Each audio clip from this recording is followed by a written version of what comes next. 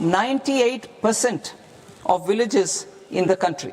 At this juncture, we are well placed to futuristically evaluate the measures needed to continue on the path of reform-led growth of this sector. I propose setting up a high-level committee on banking for Vikasit Bharat. High-level committee on banking for Vikasit Bharat to comprehensively review the sector and align it with India's next phase of growth, while safeguarding financial stability, inclusion, and consumer protection. The vision for NBFCs for Vikasit Bharat has been outlined with clear targets for credit disbursement and technology adoption in order to achieve scale and improve efficiency in the public sector NBFCs. As a first step, it is proposed to restructure the Power Finance Corporation and Rural Electrification Corporation. I propose a comprehensive review of the foreign exchange management non-debt instruments rules to create a more contemporary, user-friendly framework for foreign investments consistent with India's evolving economic priorities. Corporate bond market. I propose to introduce a market-making framework with suitable access to funds and derivatives on corporate bond indices. I also propose to introduce total return swaps on corporate bonds. Municipal bonds. To encourage the issuance of municipal bonds of higher value by larger cities, I propose an incentive of 100 crore rupees for a single bond issuance. 100 crore rupees for a single bond issuance of more than 1,000 crore. The current scheme under Amrit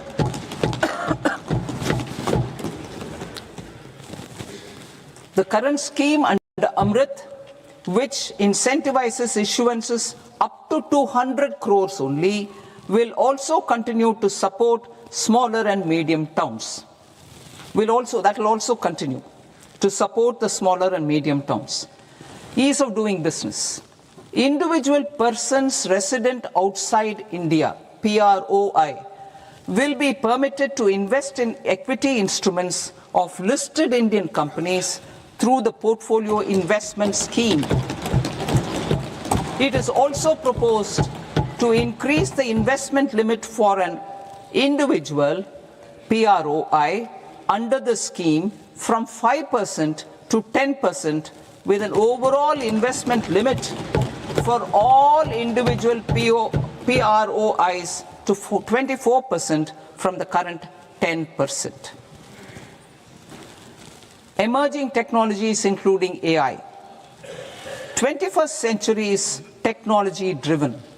Adoption of technology is for the benefit of all. Limit for all individual PROIs to 24% from the current. Young Jan to access newer opportunities.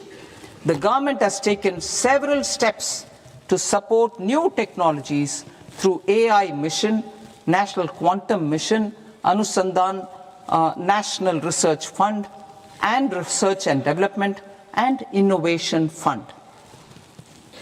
Our second curriculum is to fulfill aspirations and build capacities.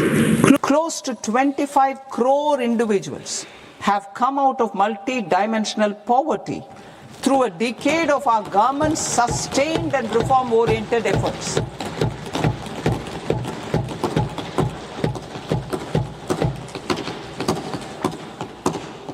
Our government has therefore decided to place a renewed emphasis on the service sector to provide a pathway to fulfilling aspirations of a youthful India with the following measures. I propose to set up a high-powered education to employment and enterprises standing committee to recommend measures that focus on services sector as a core driver of Vikasit Bharat. This will make us a global leader in services with a 10% global share by 2047.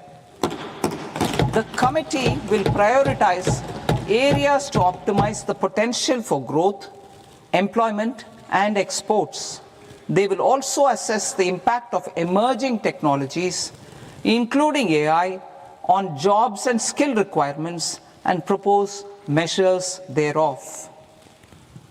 To create a range of skilled career pathways, a new range of skilled career pathways for our youth, I propose interventions in the following sectors.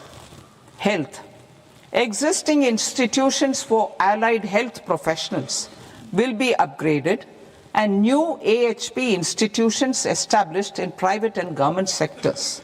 This will cover 10 selected disciplines, including optometry, radiology, anesthesia, OT technology, applied psychology and behavioral health, and add 1 lakh AHPs over the next 5 years.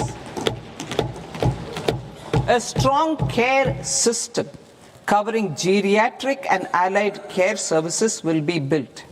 A variety of NSQF-aligned programs will be developed to train multi-skilled caregivers, combining core care and allied skills such as wellness, yoga, and operation of medical assistive devices. In the coming year, 1.5 lakh caregivers will be trained.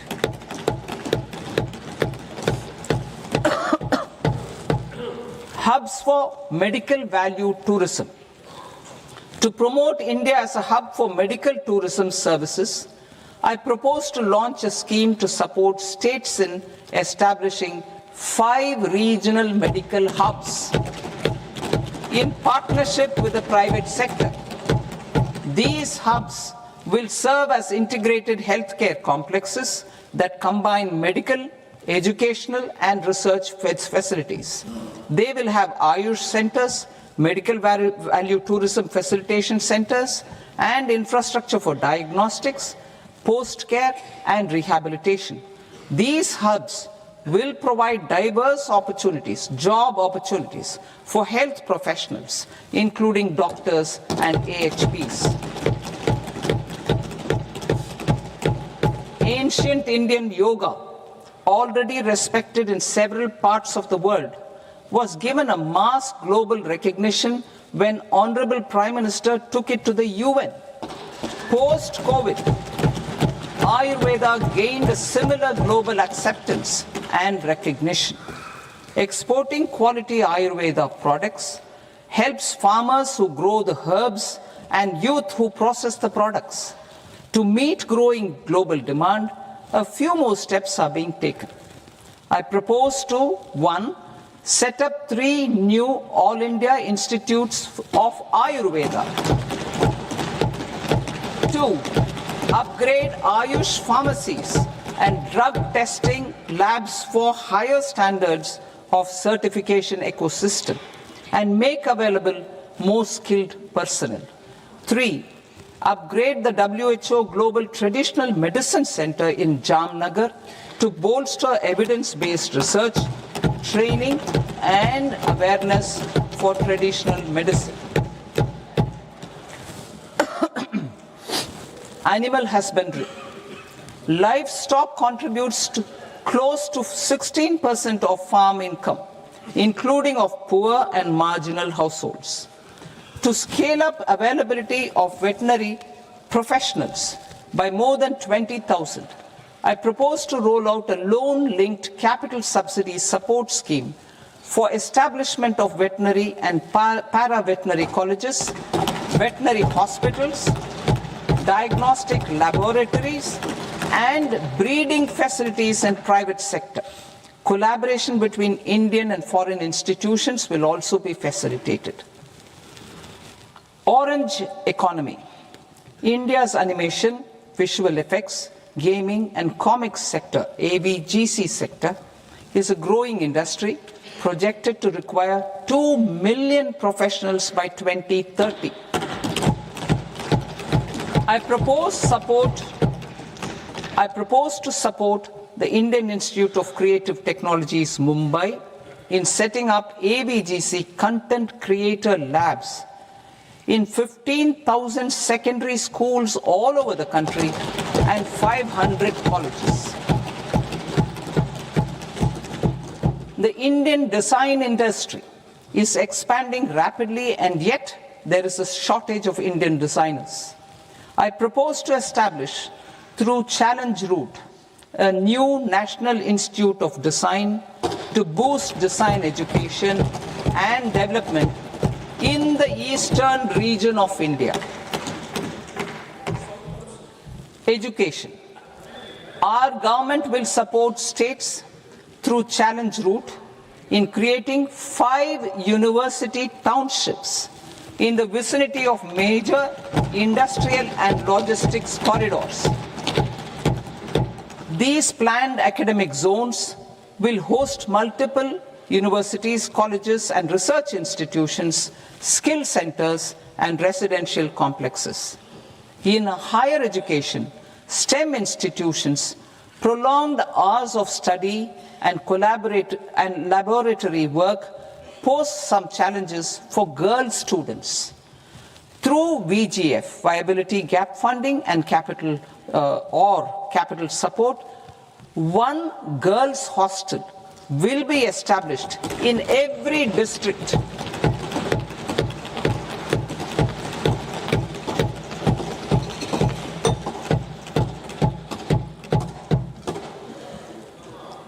To promote astrophysics and astronomy via immersive experiences. 4 telescope infrastructure facilities will be set up or upgraded. The National Large Solar Telescope, the National Large Optical Infrared Telescope, the Himalayan Chandra Telescope, and the Cosmos 2 Planetarium. Tourism. The tourism sector has the potential to play a large role in the employment generation, forex earnings, and expanding the local economy.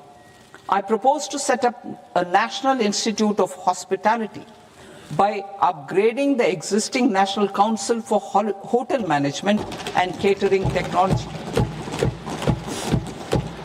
It will function as a bridge between academia, industry, and government. I also propose a pilot scheme for upskilling 10,000 guides in 20 iconic tourist sites through a standardized, high-quality, 12-week training course in hybrid mode in collaboration with the Indian Institute of Management. A national destination digital knowledge grid will be established to digitally document all places of significance, cultural, spiritual, and heritage. This initiative will create a new ecosystem of jobs for local researchers, historians, content creators, and technology partners. India has the potential and opportunity to offer world-class trekking and hiking experience. We will develop ecologically sustainable mountain trails in Himachal Pradesh, Uttarakhand, and Jammu Kashmir. Also in Araku Valley in the Eastern Ghats and Podigai Malai in the Western Ghats. Turtle trails along key nesting sites in the coastal areas of Odisha, Karnataka, and Kerala. And 3 bird watching trails along the Pulikat Lake in Andhra Pradesh, Tamil Nadu. It's on the border. Under the visionary leadership of Honorable Prime Minister, we established the International Big Cat Alliance in 2024.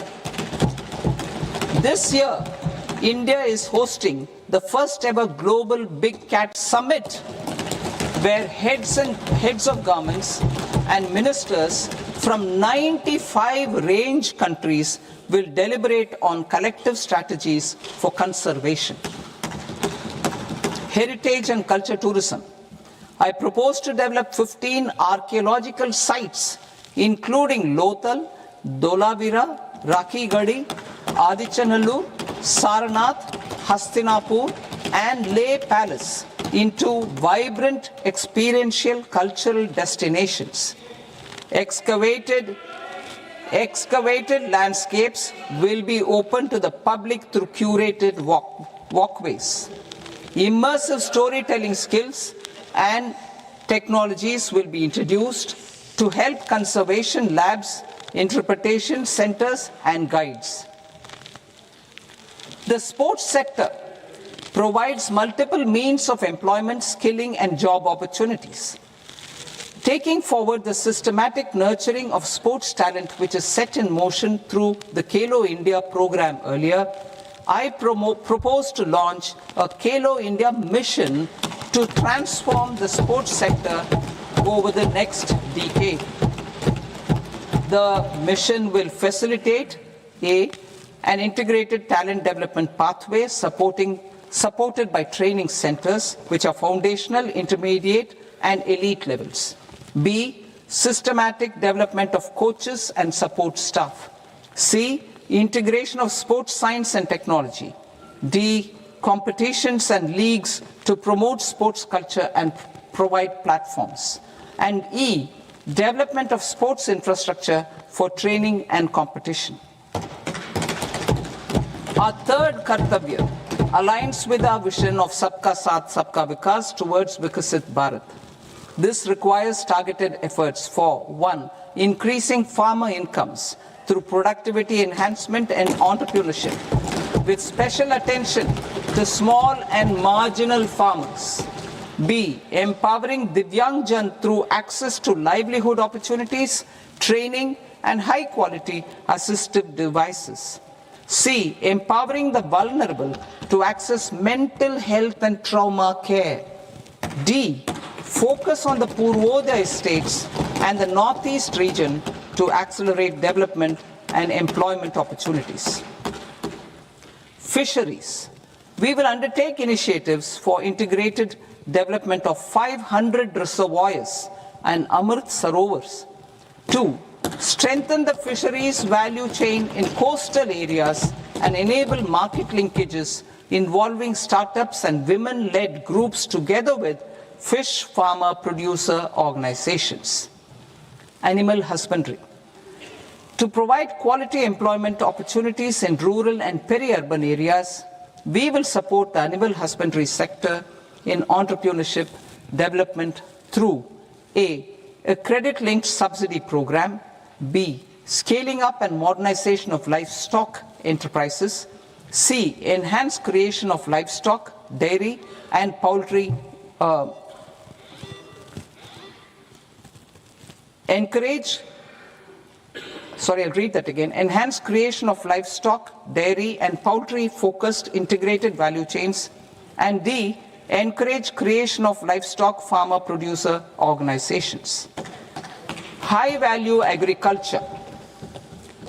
To diversify farm outputs, increase productivity, enhance farmers' incomes, and create new employment opportunities, we will support high-value crops such as coconut, sandalwood, cocoa, cashew in the coastal areas, agar trees in northeast, and nuts such as almonds, walnuts, and pine nuts in our hilly regions. These all of them will be supported. India is the world's largest producer of coconuts. About 30 million people, including nearly 10 million farmers, depend on coconuts for their livelihood. To further enhance competitiveness in coconut production, I propose a coconut promotion scheme to increase production and enhance productivity through various interventions, including replacing and non-productive trees with new saplings or plants or varieties in major coconut growing states. A dedicated program is proposed for Indian cashew and cocoa to make India self-reliant in raw cashew and coconut production and processing, enhance export competitiveness, and transform Indian cashew and Indian cocoa into premium global brands by 2030. Sandalwood is closely linked to India's social and cultural heritage. Our government will partner with state governments to promote focused cultivation and post-harvest processing to restore the glory of the Indian sandalwood ecosystem, to rejuvenate low-yielding orchards, and expand high-density cultivation of walnuts, almonds, and pine nuts. We will support a dedicated program to enhance farmer incomes and in bringing value addition by engaging youth. Bharat Vistar, that is virtually integrated system to access agricultural resources. I propose to launch Bharat Vistar, a multilingual AI tool that shall integrate the AgriStack portals and the ICAR package on agricultural practices with AI systems. This will enhance farm productivity, enable better decisions for farmers, and reduce risk by providing customized advisory support. She marts for rural women-led enterprises. Building on the success of Lakpati Didi program, I propose to help women take the next step from credit-linked livelihoods to being owners of enterprises. Self-help entrepreneur. She marts will be set up as community-owned retail outlets within the cluster-level federations through enhanced and innovative financing instruments. Empowering Divyangjan. Divyangjan Kaushal Yojana. Information technology, AVGC sectors, hospitality and food and beverages sectors offer task-oriented and process-driven roles which are suitable for Divyangjan. We will ensure dignified livelihood opportunities through industry-relevant and customized training specific to each Divyangjan group. Divyang Sahara Yojana. Timely access to high-quality assistive devices for all eligible Divyangjan is a fundamental need. I propose to 1. Support the Artificial Limbs Manufacturing Corporation of India, Alinco, to set up and to scale up production of assistive devices, invest in R&D and AI integration, strengthen PM Divyasha Kendras, and support setting up of assistive technology marts as modern retail style centers where Divyangjan and senior citizens can see, try and purchase assistive products. Reaffirming our commitment to mental health and trauma care. There are no national institutes for mental health care in North India. We will therefore set up a NIMHANS 2 and also upgrade national mental health institutes in Ranchi and in Tezpur as regional apex institutions. Emergencies expose families, particularly the poor and vulnerable, to unexpected expenditure. We will strengthen and increase these capacities by 50% in district hospitals by establishing emergency and trauma care centers. Focus on Purvodaya states and northeastern regions. Purvodaya I propose the development of an integrated East Coast industrial corridor with a well-connected node at Durgapur, creation of 5 tourism destinations in 5 Purvodaya states, and the provision of 4,000 e-buses.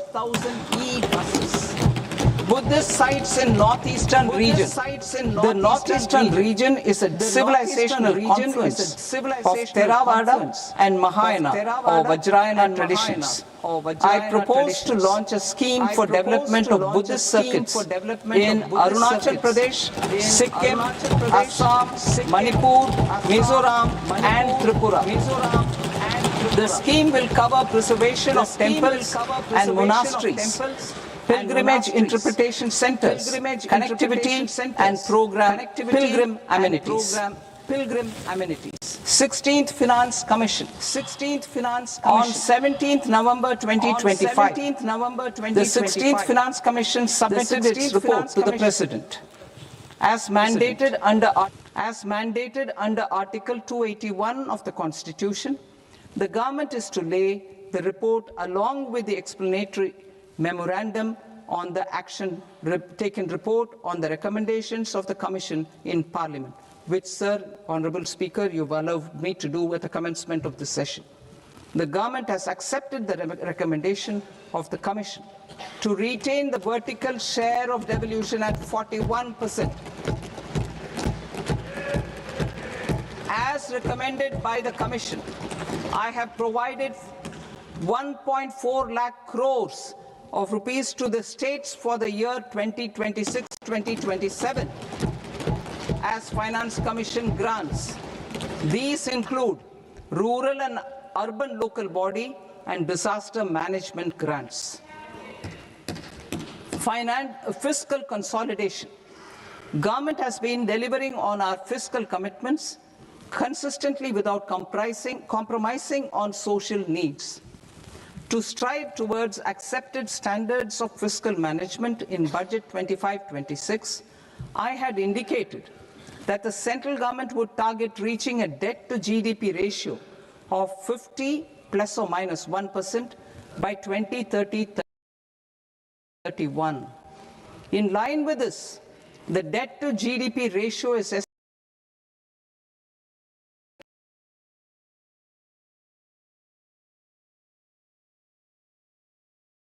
5.6% of GDP in BE 26-27, compared to 56.1% of GDP in RE 25-26. A declining debt to GDP ratio will gradually free up resources for priority sector lending and expenditure by reducing the outgo on interest payments. One of the main operational instruments for debt targeting is the fiscal deficit. I am happy to inform this august House that I fulfilled my commitment made in 2021-2022 to reduce fiscal deficit below 4.5% of GDP by 25-26. In RE 25-26, the fiscal deficit has been estimated at par with BE of 2025-26 at 4.4% of GDP. In line with the new fiscal prudence path of debt consolidation, the fiscal deficit in BE 26-27 is estimated to be 4.3% of the GDP.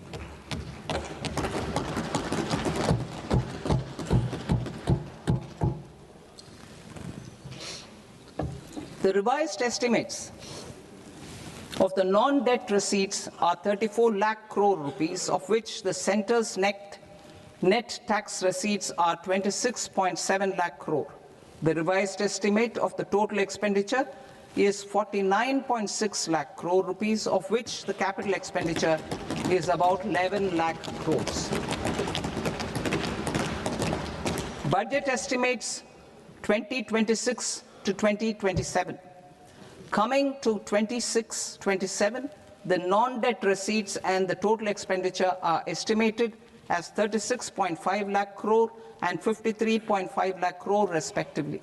The centre's net tax receipts are estimated at 28.7 lakh crore rupees. To finance the fiscal deficit, the net market borrowings from dated securities are estimated at 11.7 lakh crore rupees. The balance financing is expected to come from small savings and other sources. The gross market borrowings are estimated at 17.2 lakh crore rupees. I'll now move to Part B. Part B, direct taxes.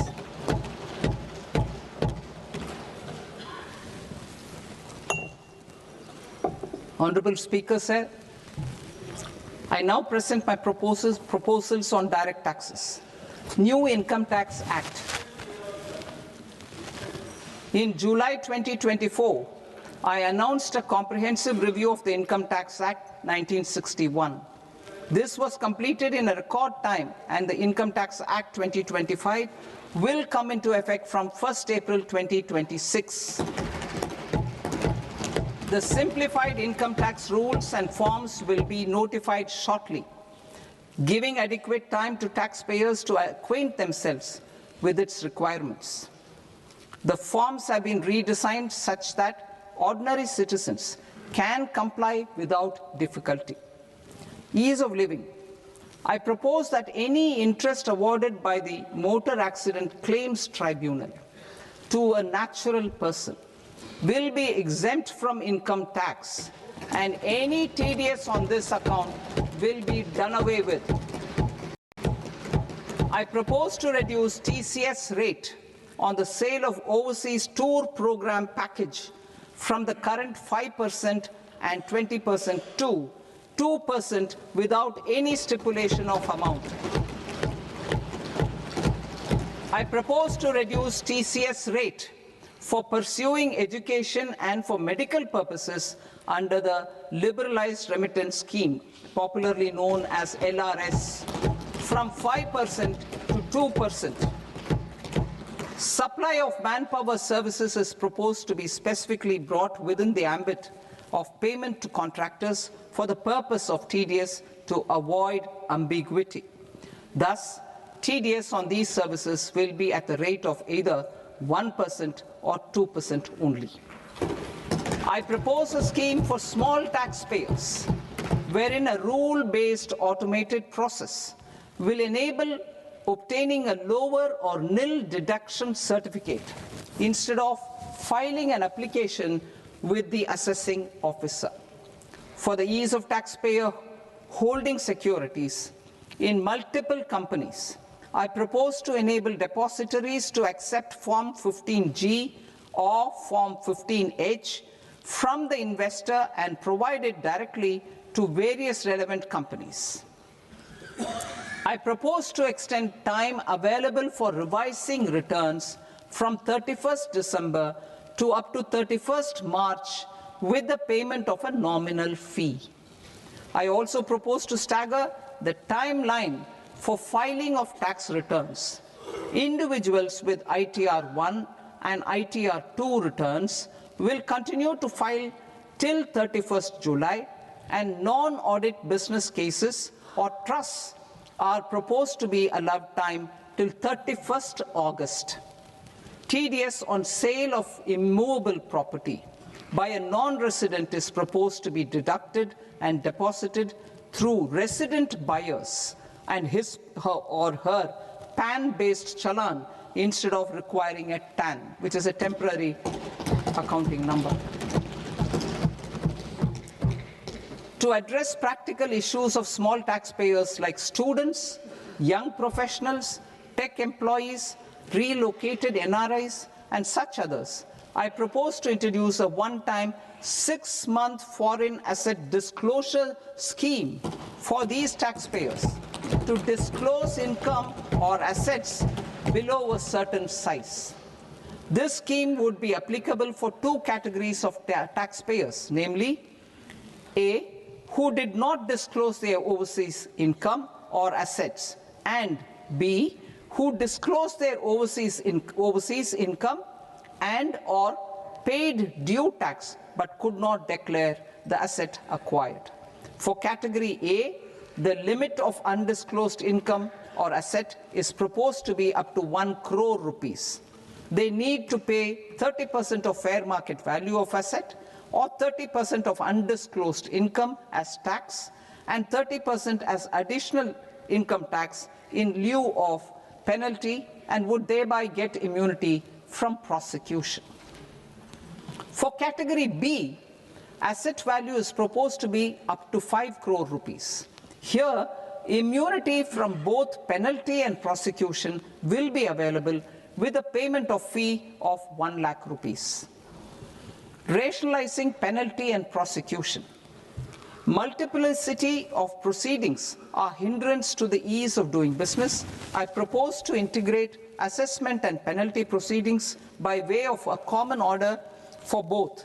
There will be no interest liability on the taxpayer on the penalty amount for the period of appeal before the first appellate authority, irrespective of the outcome of appeal process. Further, quantum of prepayment is being reduced from 20% to 10% and will continue to be calculated only on core tax demand. As an additional measure for reducing litigation, I propose to allow taxpayers to update their returns even after reassessment proceedings have been initiated, and an additional 10% tax rate over and above the rate applicable for the relevant year. The assessing officer will then use only this updated return in his proceedings. There is already a framework for immunity from penalty and prosecution in the cases of underreporting. I propose to apply this framework for immunity to misreporting too. However, in such a case, the taxpayer will need to pay 100% of the tax amount as an additional income tax over and above the tax and interest due. Penalties for certain technical defaults, such as failure to get accounts audited, non-furnishing of transfer pricing audit report, and default in furnishing statement for financial transactions are proposed to be converted into fee.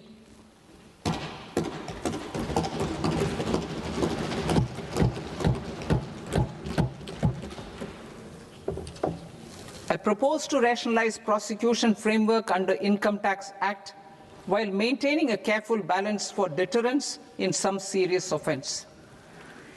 Non-production of books of account and documents and requirement of TDS payment where payment is made in kind are being decriminalized. Further, minor offences will attract fine only. The remaining prosecutions will be graded commensurate with the quantum of offence. They will entail only simple imprisonment with maximum imprisonment reduced to 2 years and power to courts to convert even those into fines. There is no penalty. There is no penalty presently for non-disclosure of non-immovable foreign assets with aggregate value less than 20 lakh rupees.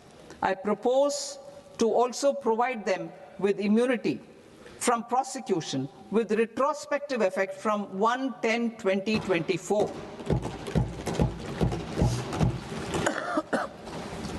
Cooperatives.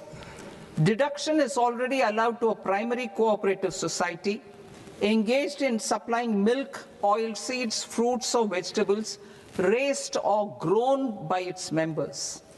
I propose to extend this deduction to also include supply of cattle feed and cotton seed produced by its members. I propose to allow inter-cooperative society dividend income as deduction under the new tax regime to the extent it is further distributed to its members. I further propose to allow exemption for a period of 3 years to dividend income received by a notified national cooperative federation on their investments made in companies up to 31/1/2026. This exemption would be allowed only for dividends further distributed to its member cooperatives. Supporting IT sector as India's growth engine. India is a global leader in software development services, IT-enabled services, knowledge process outsourcing services, and contract R&D services relating to software development. These businesses and their segments are quite interconnected with each other. All these services are proposed to be clubbed under a single category of information technology services with a common safe harbor margin of 15.5% applicable to all. The threshold for availing safe harbor for IT services is being enhanced substantially from 300 crore rupees to 2,000 crore rupees. Safe harbor for IT services shall be approved by an automated rule-driven process without any need for tax officer to examine and accept the application. Once applied by an IT services company, the same safe harbor can be continued for a period of 5 years at a stretch at its choice. For IT services companies who want to conclude advanced pricing agreement, APA, I propose to fast-track unilateral APA process for IT services and endeavor to conclude it within a period of 2 years. The period of 2 years can be extended by a further period of 6 months on taxpayers' request. I propose to extend the facility of modified returns available to the entity entering APA to its associated entities also. Attracting global business and investment. Recognizing the need to enable critical infrastructure and boost investment in data centers, I propose to provide tax holiday till 2047 to any foreign company that provides cloud services to customers globally by using data center services from India. It will, however, need to provide services to Indian customers through an Indian reseller entity. I also propose to provide a safe harbor of 15% on cost in case the company providing data center services from India is a related entity. To harness the efficiency of just-in-time logistics for electronic manufacturing, I propose to provide safe harbor to non-residents for component warehousing in a bonded warehouse at a profit margin of 2% of the invoice value. The resultant tax of about 0.7% will be much lower than in competing jurisdictions. To provide fillip to toll manufacturing in India, I propose to provide exemption from income tax for 5 years to any non-resident who provides capital goods, equipment, or tooling to any toll manufacturer in a bonded zone.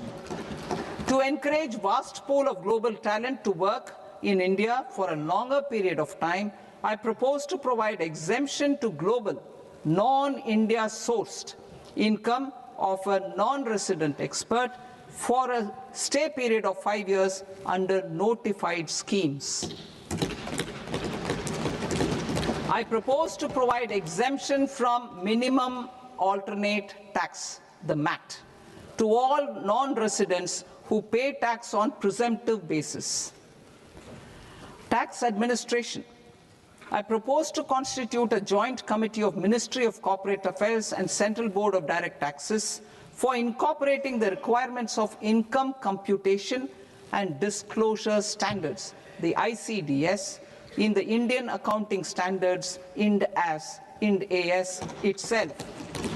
Separate accounting requirement based on ICDS will be done away with from the tax year 27-28.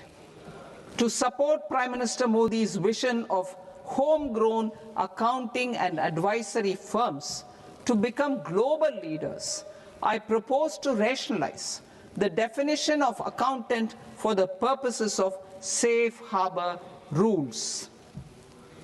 Other tax proposals. Change in taxation of buyback was brought in to address the improper use of buyback route by promoters. In the interest of minority shareholders, I propose to tax buyback for all types of shareholders as capital gains. However, to disincentivize misuse of tax arbitrage, promoters will pay an additional buyback tax. This will make effective tax 22% for corporate promoters. For non-corporate promoters, the effective tax will be 30%.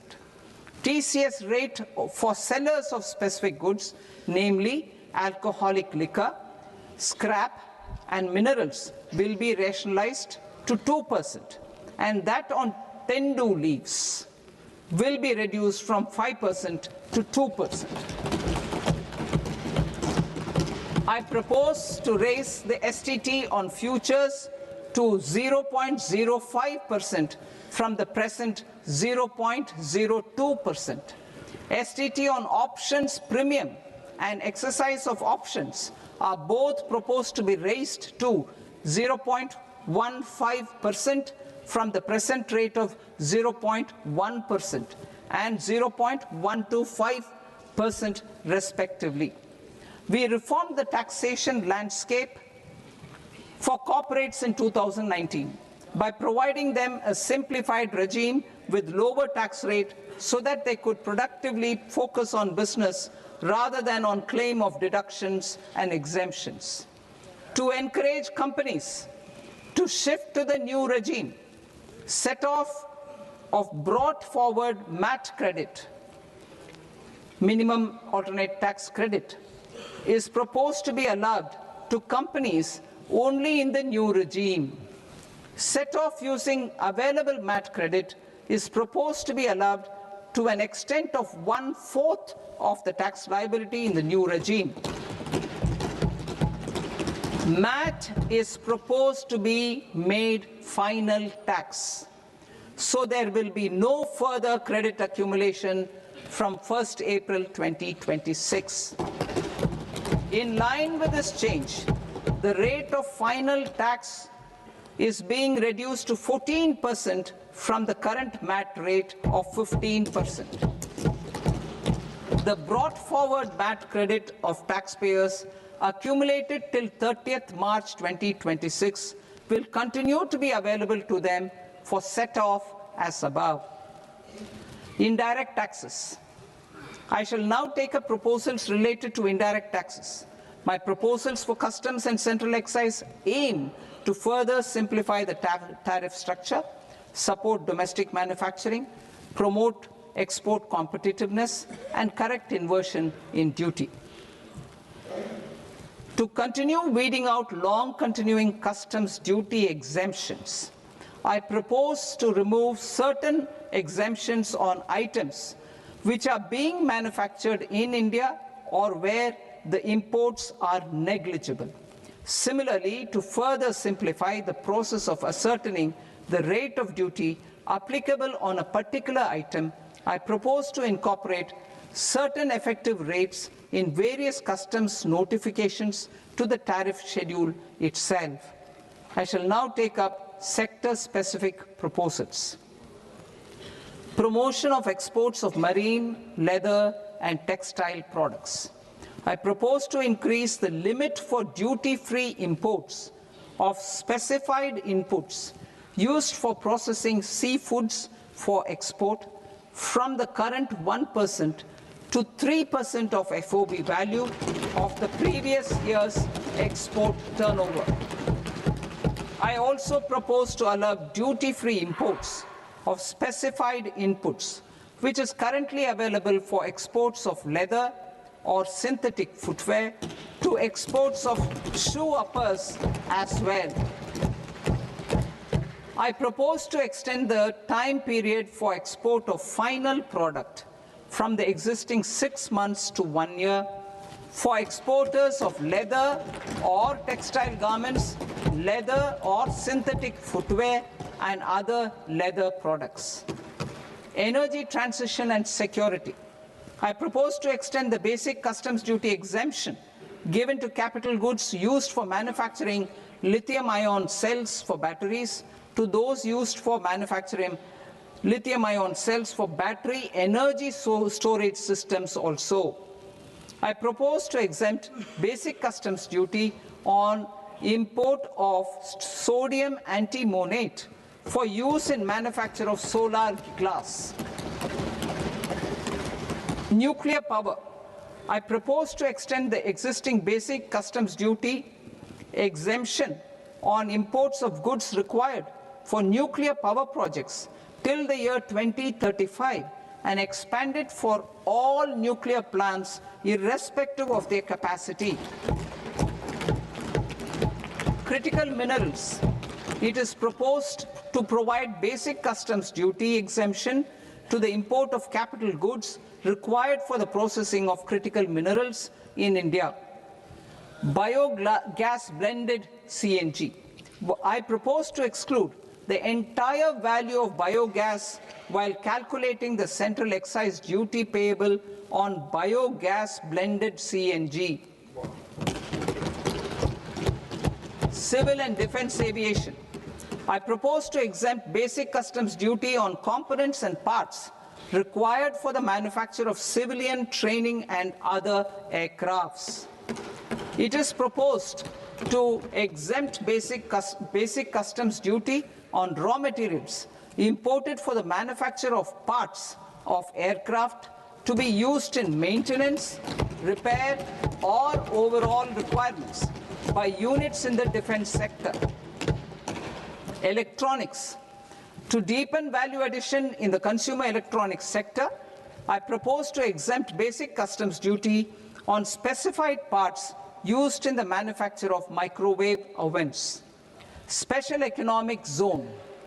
To address the concerns arising about utilization of capacity by manufacturing units in the special economic zones due to global trade disruptions, I propose as a special one-time measure to facilitate sales by eligible manufacturing units in SEZs to the domestic tariff area at concessional rates of duty. The quantity of such sales will be limited to a prescribed proportion of their exports. Necessary regulatory changes will be undertaken to operationalize the measures while ensuring level playing field for the units working in the DTA. Ease of living. To rationalize the customs duty structure for goods imported for personal use, I propose to reduce the tariff rate on all dutiable goods imported for personal use from 20% to 10%. To provide relief to patients, particularly those suffering from cancer, I propose to exempt basic customs duty on 17 drugs or medicines. I propose also to add 7 more rare diseases for the purposes of exempting import duties on personal imports of drugs, medicines, and food for special medical purposes used in their treatment. Customs process. India's role and share in the global trade is poised for a major leap in line with our ambition and journey towards Vikasit Bharat. In this regard, I propose many measures for custom processes to have minimal intervention for smoother and faster movement of goods and greater certainty to the trade. Trust-based systems. I propose to enhance duty deferral period for Tier 2 and Tier 3 authorized economic operators, known as AEOs, from 15 days to 30 days. I propose to provide eligible manufacturer importers the same duty deferral facility.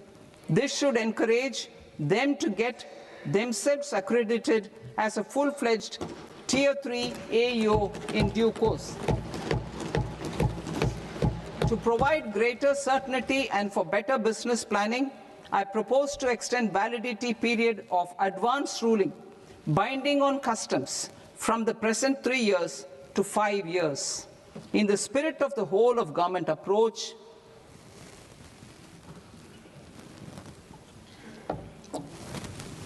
government agencies will be encouraged to leverage AEO accreditation for preferential treatment in clearing their cargo. Regular importers with trusted long-standing supply chains will be recognized in the risk system so that the need for verification of their cargo every time can be minimized. Export cargo using electronic sealing. Export cargo using electronic sealing will be provided through clearance from the factory premises to the ship. For import of goods not needing any compliance, filing of bill of entry by a trusted importer and arrival of goods will automatically notify customs for completing their clearance formalities. This will enable goods to be released immediately on arrival. The customs warehouse framework will be transformed into a warehouse operator-centric system with a self-declarations, electronic tracking, and risk-based audit. These reforms will move away from the current system of officer-dependent approvals and reduce transaction delays and compliance costs. Ease of doing business. Approvals required for cargo clearance from various government agencies will be seamlessly processed through a single and interconnected digital window by the end of the financial year. Processes involved in clearance of food, drugs, plant, and animal and wildlife products, accounting for about 70% of interdicted cargo, will be operationalized on this system by April 2026 itself. For goods not having any compliance requirement, clearance will be done by customs immediately after online registration is completed by the importer, subject to the payment of duty. Customs integrated system will be rolled out in 2 years as a single integrated and scalable platform for all customs processes. Utilization of non-intrusive scanning with advanced imaging and AI technology for risk assessment will be expanded in a phased manner with the objective to scan every container across all the major ports. New export opportunities to support Indian fishermen to fully harness the economic value of marine resources beyond our territorial waters. The following measures will be taken. A. Fish catch by an Indian fishing vessel in exclusive economic zone or on the high seas will be made free of duty. Landing of such fish on foreign port will be treated as export of goods. Safeguards will be put in place to prevent misuse during fish catch, transit, or transshipment. To support aspirations of India's small businesses, artisans, and startups to access global markets through e-commerce, I am pleased to announce complete removal of the current value cap of 10 lakh rupees per consignment on courier exports. In addition, handling of rejected and returned consignments will be improved with effective use of technology for identifying such consignments. I propose to revise provisions governing baggage clearance during international travel to address genuine concerns of passengers. The revised rules will enhance duty-free allowances in line with the present-day travel realities and provide clarity in temporary carriage of goods brought in or taken out. There are honest taxpayers who are willing to settle disputes by paying all their dues, but they get deterred due to negative connotation associated with penalty.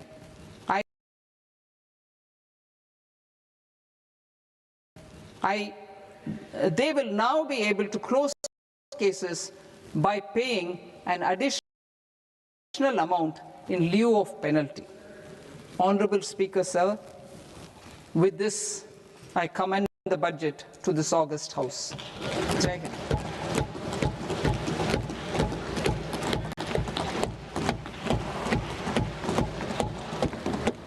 One and a half hours. Item number 3 माननीय वित्त मंत्री जी।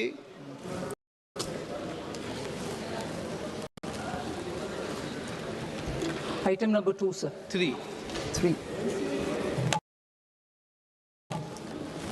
Sir, with your permission, I rise to lay on the table of the following statements under Section 3(1) of the Fiscal Responsibility and Budget Management Act of 2003. Medium-term fiscal policy, fiscal policy strategy statement, and macroeconomic framework statement. Item number 4 माननीय वित्त मंत्री जी। Sir, with your permission, I move for leave to introduce the Finance Bill 2026. प्रश्न ये है कि विधेयक को पुनर्स्थापित करने की अनुमति प्रदान की जाए। जो सदस्य इस पक्ष में हाँ गए, जो सदस्य विरोध में ना गए, मेरे विचार में निर्णय हाँ वालों के पक्ष में, हाँ वालों के पक्ष में